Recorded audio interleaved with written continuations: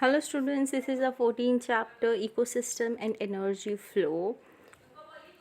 So in the previous part of the video we were studying about a very new topic, that is energy flow.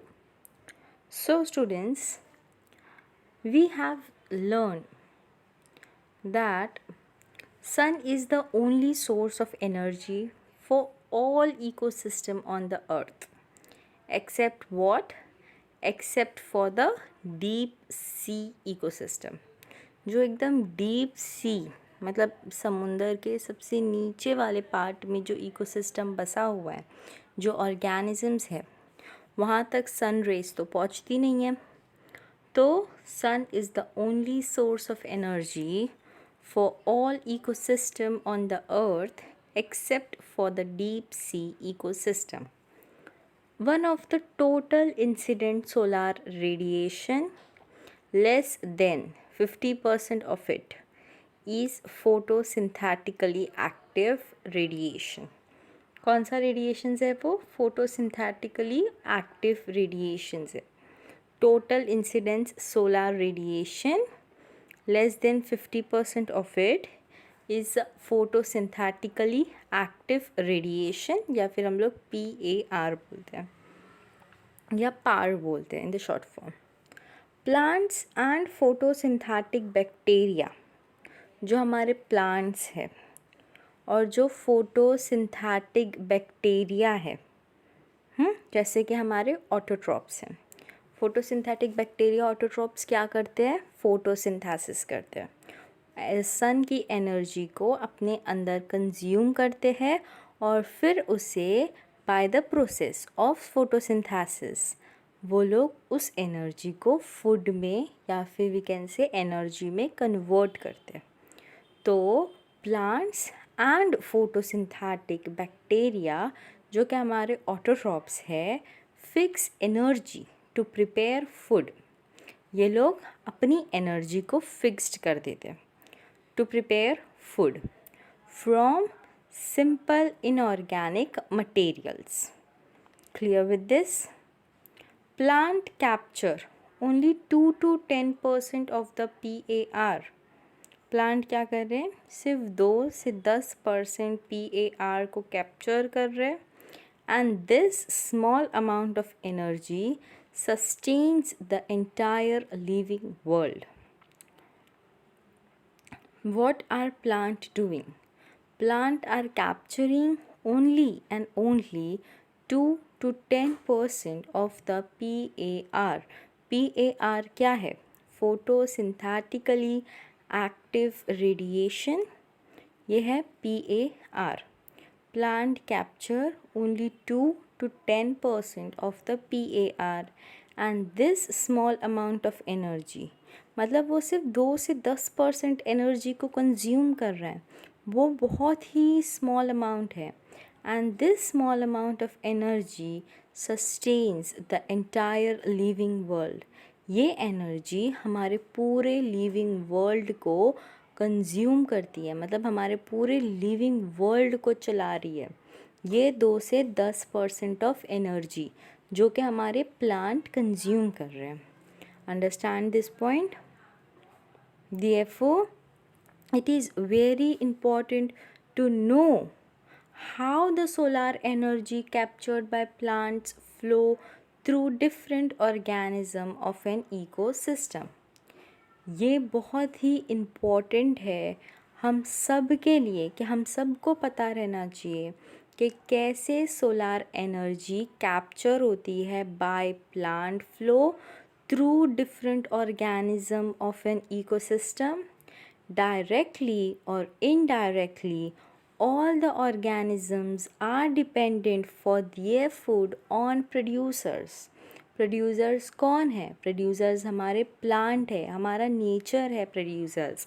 तो directly बोलो या indirectly बोलो, हमारा पूरा ecosystem का हर एक ऑर्गेनिज्म, चाहे वो बैक्टीरिया हो, चाहे वो यूनिसेल्युलर हो, चाहे वो मल्टी सेलुलर हो, हर एक ऑर्गेनिज्म डायरेक्टली और इनडायरेक्टली हमारे प्लांट के प्रोडक्ट्स पे, हमारे प्रोड्यूसर्स पे डिपेंडेंट होता है.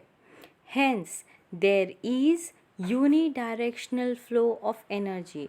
There is only one source of energy. A unidirectional means सिर्फ जा रही है एनर्जी, वापस नहीं आ रही है. There is only unidirectional means only one flow of energy from sun से to producers. क्लियर? क्योंकि सन एनर्जी को प्रोड्यूस कर रहा है प्रोड्यूसर्स तक. कौन प्रोड्यूसर्स है? हमारे प्लांट्स. पर यूनिडायरेक्शनल है. अब प्रोड्यूसर वापस एनर्जी जो अपनी इकोसिस्टम को देके बची हुई एनर्जी हमारे सन को वापस तो नहीं करते हैं. सो दिस इज़ द थिंग जो हम लोग यूनिडायरेक्शनल फ्लो बोल रहे हैं. Plant hence there is unidirectional flow of energy from sun to producers and then to consumers. Clear with the point? Moving to the next point. The direction cannot be reversed. ये direction reverse नहीं हो सकता. Energy can be used only once in the ecosystem. This is very important to know for all of us कि एक बार energy जो है वो सिर्फ और सिर्फ एक बार ही यूज़ होगी by only single organism. Energy can be used only once in the ecosystem. I'll repeat, जो भी एनर्जी है वो सिर्फ एक बार यूज़ होगी in the ecosystem. Energy can be used only once in the ecosystem. Clear with the point? I'll repeat this paragraph. This is a very important paragraph to know for all of us. Therefore, it is very important to know how the solar energy captured by plant flow through different organisms of an ecosystem. Directly or indirectly, all organisms are dependent for their food on producers. Hence, there is unidirectional flow of energy from sun to producers and then to consumers. The direction can be reversed. Energy can be used only once in the ecosystem. Clear with the point, students? Moving to the next point, the autotrophs. Autotrophs कौन है? हमारे consumer, हमारे producers जो photosynthesis का process कर रहे हैं. The autotrophs need a constant supply of energy to synthesize the molecule they require. The autotrophs are called producers. Autotrophs को एक constant supply of energy चाहिए. एक constant supply of energy चाहिए ताकि वो लोग जो हमारे मॉलिक्यूल्स जो वो लोग खाना बनाए हैं, जो वो लोग ने सन का यूज़ करके एनर्जी प्रोड्यूस किए हैं फॉर देयर लिविंग प्रोसेस, वो लोग अपना प्रोसेस कंटिन्यू करने के लिए to synthesize the molecule they require, that type of organism are called as producers. The autotrophs need a constant supply of energy to synthesize the molecule they require. The autotrophs are called producers. Clear with this?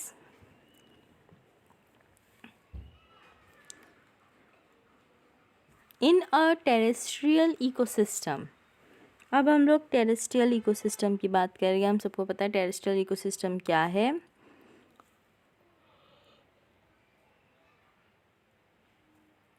Major producers are herbaceous and woody plants. Herbaceous है मतलब herbs जैसे. Woody plants मतलब बहुत ज़्यादा wood है उनमें.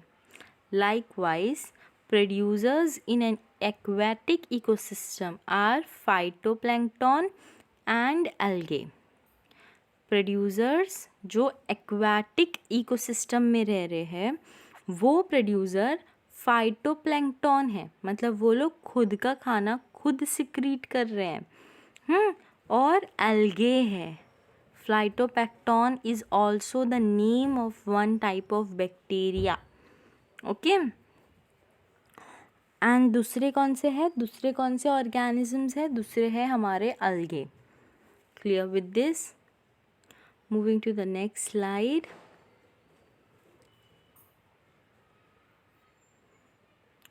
All animals directly or indirectly depend on plant for their food. ये तो हम सबको पता है। सारे एनिमल्स डायरेक्टली तरीके से या इनडायरेक्टली तरीके से हम सभी लोग, we humans, we animals, monkey, tiger, lion, crows, hen, everyone, small domestic animal से लेके वाइल्ड एनिमल तक हम सारे इंटर रिलेटेड है। डायरेक्टली तरीके से देखेंगे या इनडायरेक्टली तरीके से देखेंगे तो हम सभी के सभी प्लांट्स पे डिपेंडेंट है। Clear with this?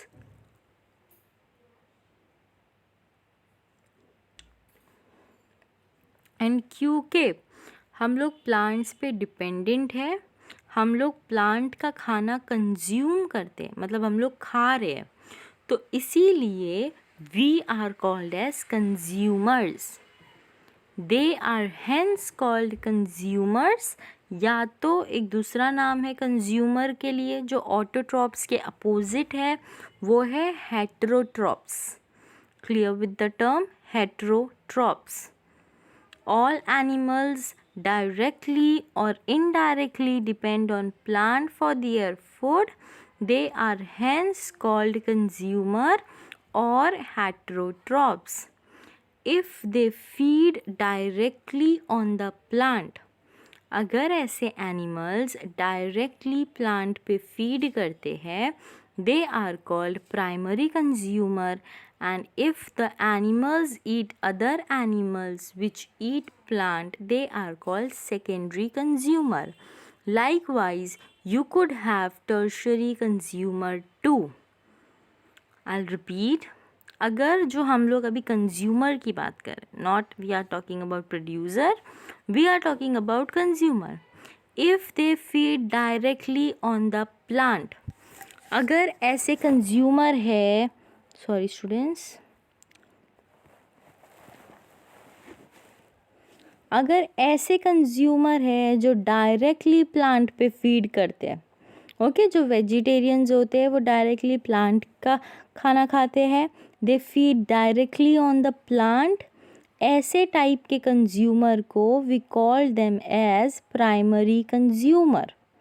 And if the animal eat other animal which eat plant, और अगर ऐसा एनिमल है जो प्लांट पे कंज्यूम करता है, पर अगर ऐसे एनिमल को किसी दूसरे एनिमल ने खा लिया जो एनिमल सिर्फ और सिर्फ मीट खाता है, तो ऐसे एनिमल, क्योंकि वो इनडायरेक्टली तरीके से गया है, तो ऐसे टाइप के एनिमल्स को बोलते हैं secondary consumer. Likewise you could have tertiary consumer to.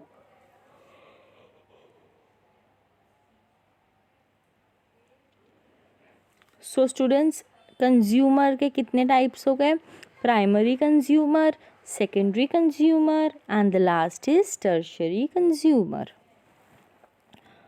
The primary consumer are also known as herbivores. जो हमारे प्राइमरी कंज्यूमर हैं उन्हें हम हर्बीवोर्स भी बोलते हैं. Some common herbivores are insects या फिर grasshoppers, aphids, grasshopper, aphids अलग अलग है, इंसेक्ट है पर वो लोग सब. बर्ड्स तो बहुत कॉमन है, पैरोट ले लो. कोई मैमल्स है जैसे शिप है, कैटल है, गोट है, डोंकी है, ये सारे एनिमल्स जो है they consume directly on the plant. वो लोगों को कोई दूसरा मीडियम नहीं चाहिए अपना पेट भरने के लिए. They consume directly on the plant, hence they are called herbivores. So I'll repeat, The primary consumer are also known as herbivores.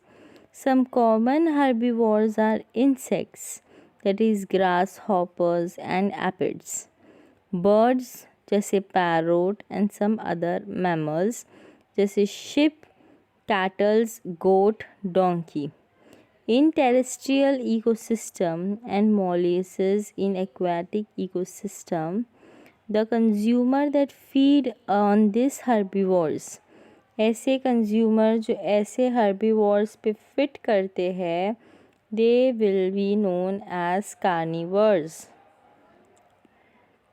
The consumer that feed on the consumer that feed on these herbivores are called carnivores. जैसे secondary consumers हो गए. Those animals that depend on the primary consumer for food are called secondary ecosystem. Clear with this? I'll repeat. Primary consumer are also known as herbivores. Some common herbivores are insect के example है grasshopper, aphids. Birds है जैसे parrot. Some mammals जैसे sheep, cattle, goat, donkey, etc. is in terrestrial ecosystem and molluscs in aquatic ecosystem. The consumer that feed on these herbivores are carnivorous जैसे secondary consumer हो गए. Those animals that depend on the primary carnivores for the food are called secondary carnivores.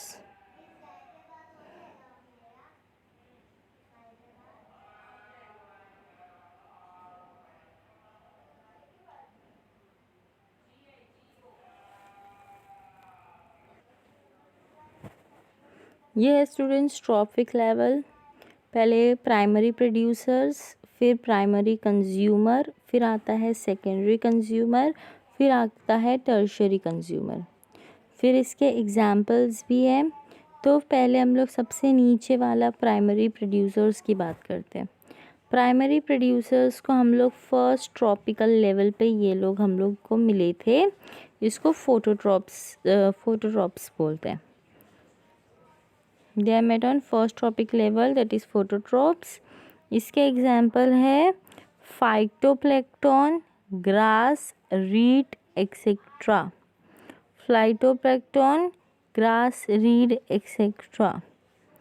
Primary consumer है तो उसका नाम है second trophic level या फिर हर्बीवायरस. इसके एग्जाम्पल्स हैं जू प्लैंक्टन, ग्रास हॉपर एंड काव. यह है प्राइमरी कंज्यूमर. सेकेंडरी कंज्यूमर है तो उसका है थर्ड ट्रॉपिक लेवल या फिर कार्निवोर्स बोलते हैं. इसके एग्जांपल है बर्ड्स, फिश एंड वुल्स.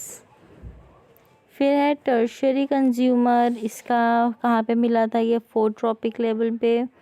इसके एग्जांपल है मैन और लायन. प्राइमरी प्रोड्यूसर्स मिला था फर्स्ट ट्रॉपिक लेवल पे.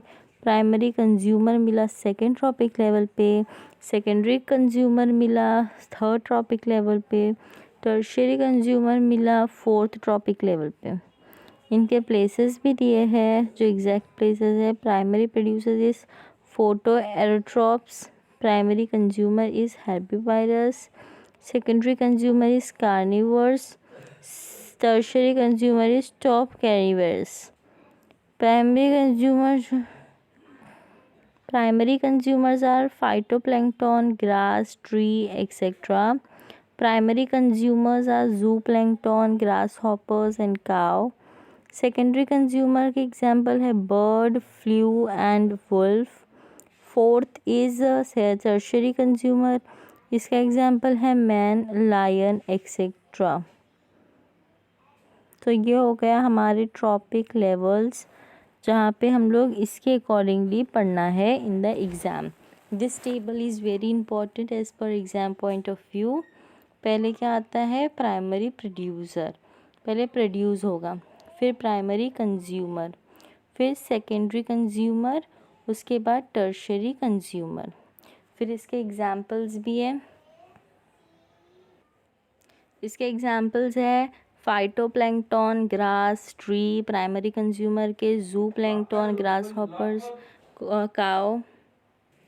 सेकेंडरी कंज्यूमर है bird, fish and wolf. Tertiary consumer है man and lion. Coming to the next slide.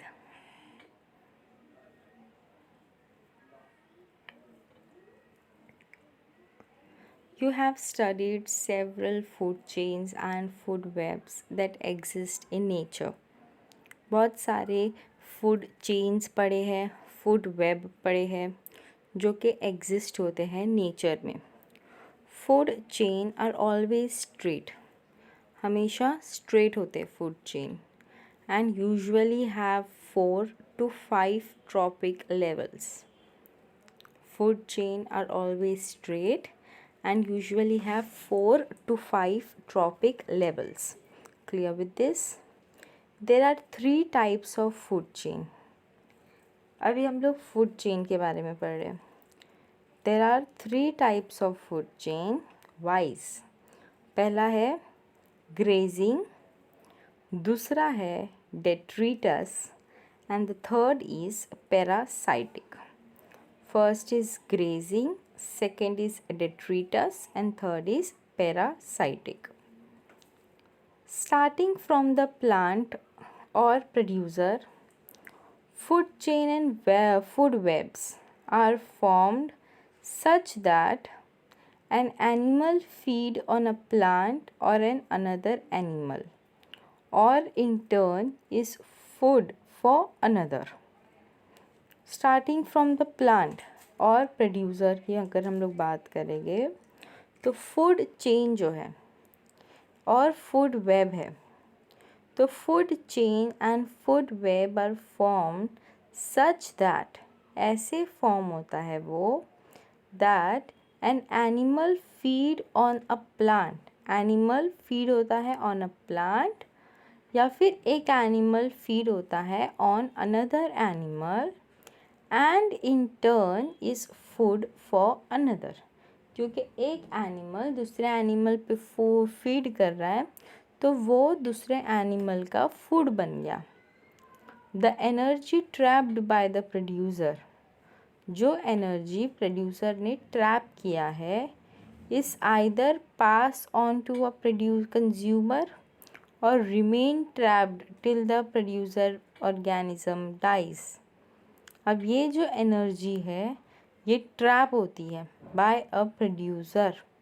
The energy is trapped by the producer and is either passed on to a consumer, और ये energy हमारे consumer पे पास करती है और remain trapped till the producer organism dies. Death of organism is the beginning of the detritus food chain और web। जो death होता है ऑर्गेनिज्म का वो बिगनिंग है डिट्रीटस फूड चेन का या फिर फूड वेब का। Clear with the introduction part. Moving to the next slide.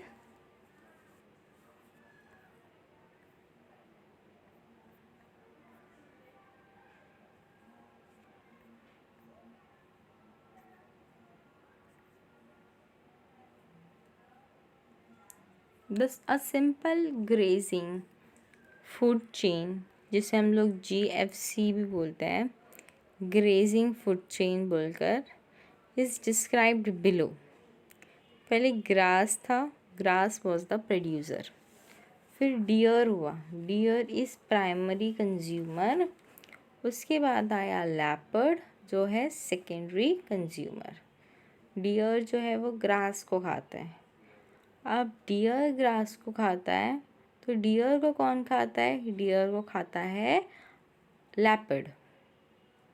Grass is feed on deer and deer is feed on leopard. The detritus food chain या फिर DHC begins with dead body matter. It is begins with the dead body matter It is composed of decomposers which are heterotrophic organism, mainly fungi and bacteria. उनके अंदर क्या था? Mainly fungi और bacteria था. They are compose of decomposer which are heterotrophic organism, mainly fungi and bacteria. They meet their energy and nutrient requirement by degrading the detritus. These are known as saprotrophs. ऐसे को क्या बोलते हैं? सेप्ट्रोट्रॉप्स बोलते हैं. Decomposers secrete enzyme that break down dead organism material into simple inorganic material which are absorbed by them. Detritus food chain which are connected in a frostal grazing food chain at first level in a natural everyone some animal levels in a natural ecosystem. Some animals जैसे cockroaches, crows, bears, men etc. are omnivores. Omnivores are eat producers as well or consumes. May this natural innocent of food chain makes it food web.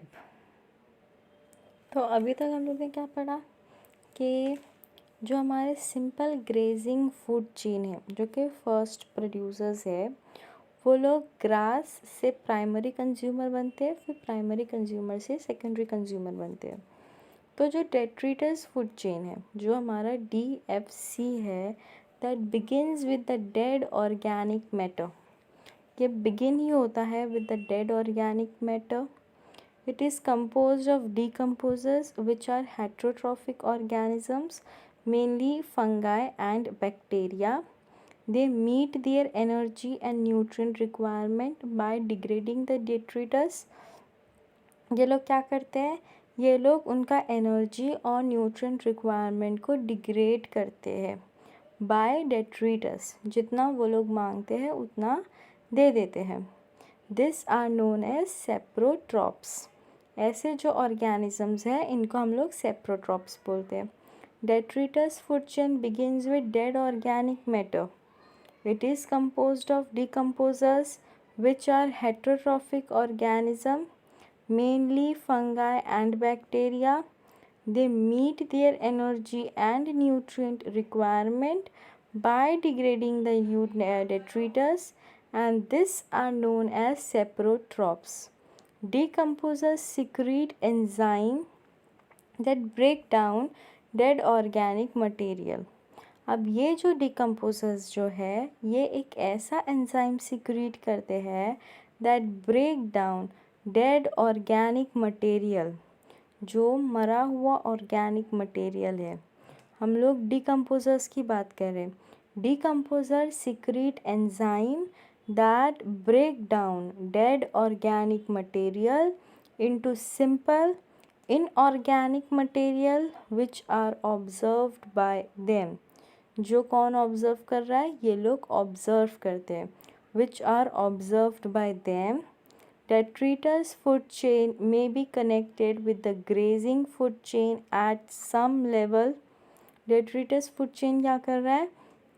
ये connected है with the grazing food chain. ये दोनों जो हमारी food chain का part है, पहला आता है ग्रेजिंग, फिर उसके बाद आता है डेट्रीटस. तो ये दोनों एक दूसरे से कनेक्टेड है at some level in a natural ecosystem. एक नेचुरल इकोसिस्टम की बात करेंगे. Some animals like cockroaches, crows, bears, men etcetera are omnivores. अब जो हम लोग हैं नेचुरल इकोसिस्टम में, हम लोग तो ऐसे एनिमल्स जो कि कॉकरोचेस है, क्रोज है, बियर्स है, मेन है. Cockroaches, crows, bears, men etcetera are omnivores. हम लोग क्या है? ओमनीवर्स हैं. क्यों ओमनीवर्स बोलते हैं हम लोगों को? Because omnivores eat producers as well as the consumers.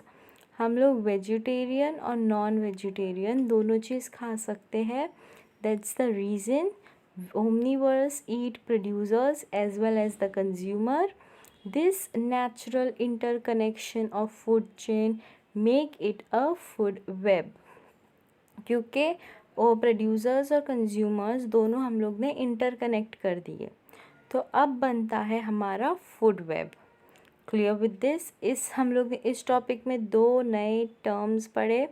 वो कौन से हैं? सेप्रोट्रॉप्स, ओमनीवरस, और ओमनीवरस से कैसे बनता है food web. Clear with this. Moving forward,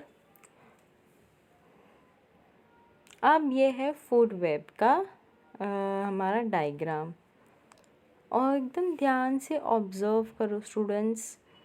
you will understand कि ये फूड वेब है क्या, कैसे ये लोग एक दूसरे से इंटरकनेक्टेड है. ओके, तो हम लोग सेकेंड एग्जाम्पल लेते हैं. Let's take example of flowering plant and lavender. ये दोनों कौन ले रहा है? बटरफ्लाई. बटरफ्लाई को कौन खाता है? फ्रॉग और ड्रैगन फ्लाई. अब फ्रॉग और ड्रैगन फ्लाई को कौन खा रहा है? ड्रैगन फ्लाई को खाता है ट्रशेस. ट्रश क्या है? एक टाइप का बर्ड है. बर्ड को कौन खा रहा है? ईगल. ईगल खाता है इस ट्रश को. ईगल को खाता है वुल्फ. Clear with this. अब ईगल और वुल्फ दोनों मिला के खा रहे हैं रैट. रैट खा रहा है ग्रास हॉपर. कौन खा रहा है? रैट को खा रहा है. अब फ्रॉग के आ जाते हैं, तो फ्रॉग को खा रहा है हमारा Python, that is snake. Python को खाता है ईगल. तो ये सारी चीज़ें किस तरीके से इंटरकनेक्टेड है एक दूसरे से. सब लोग एक दूसरे के ऊपर डिपेंडेंट हैं. जैसे अब मैंगोज़ आ गए, तो मैंगोज़ हमारे फ्रूट फ्लाई खाते हैं. फ्रूट फ्लाई को खाते हैं ड्रैगन फ्लाई और ट्रश. ट्रश और ड्रैगन फ्लाई जो हो गए. अब ट्रश को खाता है हमारा ईगल. अब आता है, चलो कॉर्न के तरफ आते हैं, फर्स्ट वाले के तरफ. कौन है खाते हैं? Grass hoppers. ग्रास हॉपर्स को कौन खाता है? रैट खाता है. अब ये रैट को खाते हैं wolf and eagle. And rat को और भी कोई एक खाता है, वो है हमारा पाइथन. पाइथन को खाया ईगल ने. तो ये सारी चीज़ें इंटरकनेक्टेड है एक दूसरे से. एक भी चीज़ मिस हो गई तो पूरा का पूरा फूड वेब डिस्टर्ब हो जाएगा. एक भी चीज़ का नंबर बढ़ गया तो पूरा फूड वेब बिगड़ जाएगा. पूरा फूड वेब के अंदर दरार आ जाएगी कि वो चीज़ बढ़ी कैसे. So this is the thing, कोई भी चीज़ बढ़ नहीं सकती है. Okay, food web. Then coming to the next slide.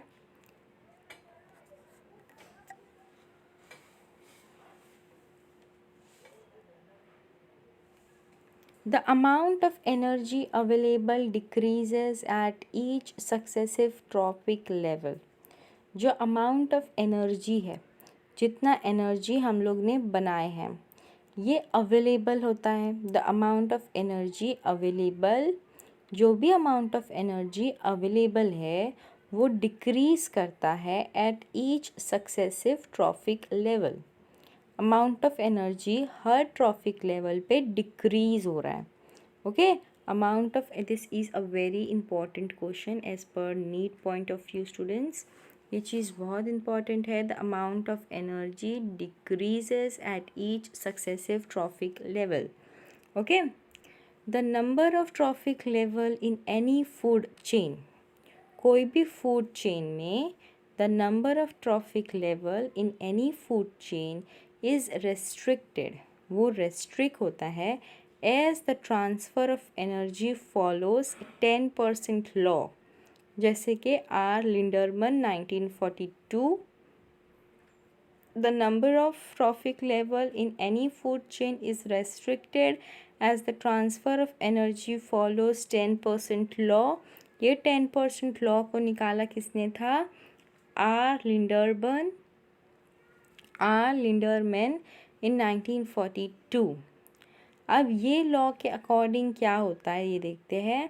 The law states that, ये लॉ स्टेट करता है that only 10% of the energy is transferred to each trophic level as net energy from the previous trophic level। के इस according to this law सिर्फ 10% energy हर trophic level पे transfer होगी।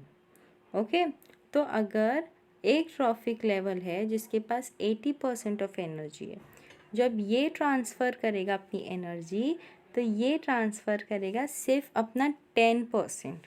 Okay तो ये कितना ट्रांसफ़र करेगा, अपना 10% ट्रांसफ़र करेगा।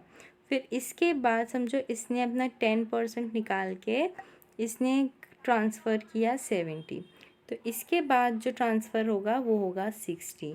तो इस तरीके से ये एनर्जी आगे आगे ट्रांसफ़र होती है। In nature it is possible to have different trophic levels. Nature में ऐसे अलग अलग ट्रॉफिक लेवल्स होना बहुत ही ऑब्वियस है। Producers, herbivore, primary carnivore, secondary carnivore, then tertiary carnivore और फिर एक लास्टली आता है अल्टीमेट कार्निवोर। नेचर में it is possible to have different trophic level. Nature में it is possible to have different trophic level। Clear with the point, make it clear in your point, these are very important things students। तो सबसे नीचे आता है producer, उसके बाद आता है हर्बीवोर, फिर आता है हमारा प्राइमरी कार्निवर, उसके ऊपर है सेकेंडरी कार्निवर, उसके ऊपर है टर्शियरी कार्निवर एंड सबसे ऊपर अल्टीमेट में आ रहा है हमारा अल्टीमेट कार्निवर। तो 10% लॉ, व्हाट इज़ 10% लॉ, ऐसे क्वेश्चन आएगा तो you have to understand that what that law state. The law states that only 10% of the energy is transferred to each trophic level as net energy from the previous trophic level. ये चीज़ हम लोग ने एक इधर पढ़ा और एक चीज़ क्या पढ़ा कि the amount of energy available decreases at each successive trophic level। ये चीज़ क्लियर हुई। Moving to the next slide. Beyond secondary carnivores, secondary carnivores के beyond however the amount of energy available is too less। Beyond secondary carnivore, however, the amount of energy available is too less। जो amount of energy available है वो बहुत कम है। Hence, there is no tertiary carnivore that feed exclusively on secondary carnivore। Even though the secondary carnivore many times will feed on herbivores directly। Beyond secondary carnivore, this is a very important point students। Secondary carnivores के अगर ऊपर जाएंगे, जब हम लोग next trophic level पे जाएंगे तो वहाँ पे अमाउंट ऑफ एनर्जी अवेलेबल बहुत कम हो जाएगी। There is no tertiary carnivore, वहाँ पे कोई टर्शियरी कार्निवर नहीं है जो फीड कर रहा है exclusively on secondary carnivore. Even though the secondary carnivore many times will feed on herbivores directly, this is the reason why food chain do not exist in isolation but are always interconnected to form food web। This is the reason जिसके वजह से food chain exist नहीं करता in an isolation। मतलब isolate करके हम food chain को नहीं रख सकते। This is the reason why food chain do not exist in isolation but are always interconnected to form food web that maintain the stability of an ecosystem। Clear with this students? एक बार पीछे जाते हैं। Energy flow. एक बार एक बहुत ही अच्छा revision करना है हमें। Clear, make it clear students. First जब हम लोग ने एनर्जी फ्लो के बारे में पढ़ा तो वी स्टडीड अबाउट पार। पार क्या है?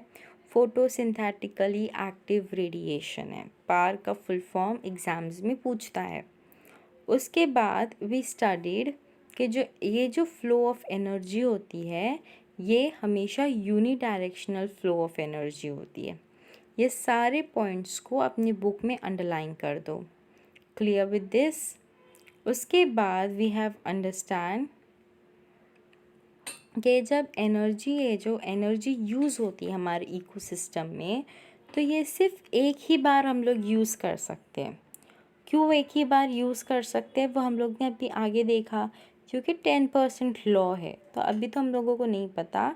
अभी the main thing is energy can be used only once in the eco system.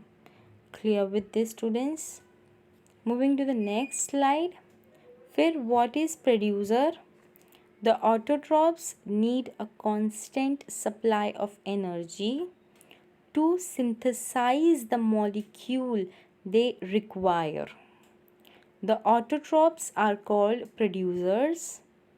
In a terrestrial ecosystem, major producers are herbaceous and woody plants. Likewise, producers in an aquatic ecosystem are phytoplankton and algae. Clear with this? Then what is producers हमने पढ़ लिया। अब हम लोग पढ़ते हैं consumers के लिए।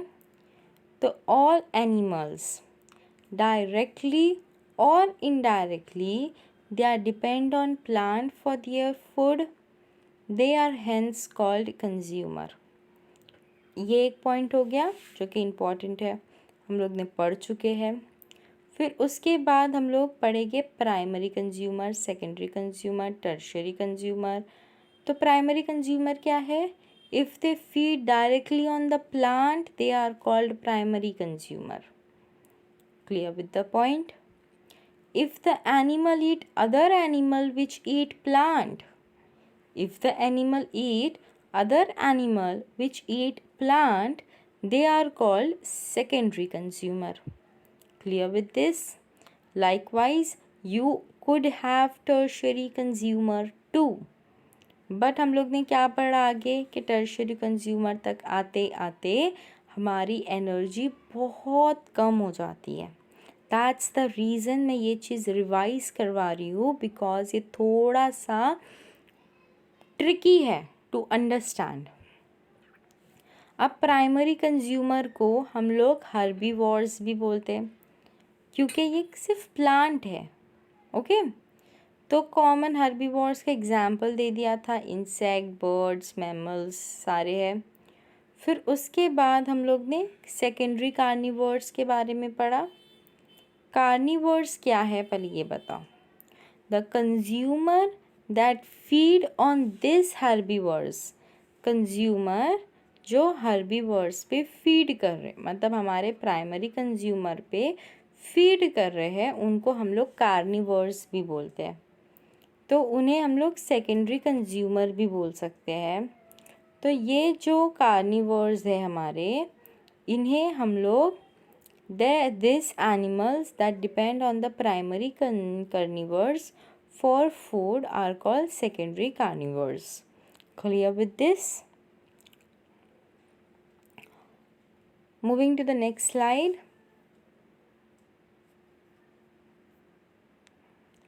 फिर हम लोग ने ये टेबल देखा, प्राइमरी कंज्यूमर, उसके है सेकेंडरी कंज्यूमर और फिर है टर्शियरी कंज्यूमर। जो एनर्जी हमारे प्राइमरी प्रोड्यूसर्स के पास थी, जो कि प्लैंकटन, ग्रास, ट्रीज़ ये सब है, वो एनर्जी सेम एनर्जी हम टर्शियरी कंज्यूमर्स के पास नहीं होगी क्योंकि एनर्जी का लेवल कम होते गया। Clear with this students? ये ट्रॉफिक लेवल है। First trophic level, second trophic level, third trophic level, fourth trophic level. फिर हम लोग ने क्या पढ़ा? 3 टाइप्स ऑफ फूड चेन है, वो है कौन से? ग्रेजिंग है, डेट्रिटस है और पैरासाइटिक है। फिर हम लोग ने क्या पढ़ा? जो डेथ ऑफ ऑर्गेनिज्म है is the beginning of the detritus food chain, या फिर फूड वेब बोल दो। ऑर्गेनिज्म का डेथ जब स्टार्ट होता है तो उसको हम लोग फूड चेन बोल देते हैं, जो कि डेट्रिटस स्टेज में हो रहा है। फिर उसके बाद हमने सिंपल ग्रेजिंग फूड चेन के कुछ पॉइंट्स पढ़े। Grass, deer primary, that is primary consumer है। फिर डियर को खा रहा है हमारा लेपर्ड, जो कि सेकेंडरी कंज्यूमर है। फिर हम लोग ने सेफ्रोट्रॉप्स के बारे में पढ़ा। फिर ओमनीवर्स के बारे में पढ़ा, और ओमनीवर्स को ओमनीवर्स क्यों बोलते हैं? Because it eat producer as well as consumer, and this natural interconnection of food chain make it a food web. Clear with this students? फिर हम लोग फूड वेब के बारे में, इंटरकनेक्टेड, ये डायग्राम देखोगे you will understand it very well. फिर lastly हम लोग ने 10% लॉ के बारे में पढ़ा। ये बहुत इंपॉर्टेंट है, 10% law. And according to this law only 10% of the energy is transferred to each trophic level as net energy from the previous trophic level. अब यहाँ पे उसके बाद हम लोग ने थोड़ा सा इंट्रोडक्शन पार्ट ले लिया कि दिस इज़ द रीज़न कि हम लोग जो सेकेंडरी कार्निवर्स है, how ever the amount of energy beyond available, बहुत ज़्यादा कम एनर्जी सेकेंडरी कार्निवर्स के पास होती है, तो उसकी वजह से टर्शियरी कार्निवर्स एग्जिस्ट नहीं करते। Clear with the students? And here we completed our energy flow topic. In the next part of the video we will start with the ecological pyramids. So thank you students, and study well. This is a very important topic what we have discussed today in this video. Thank you.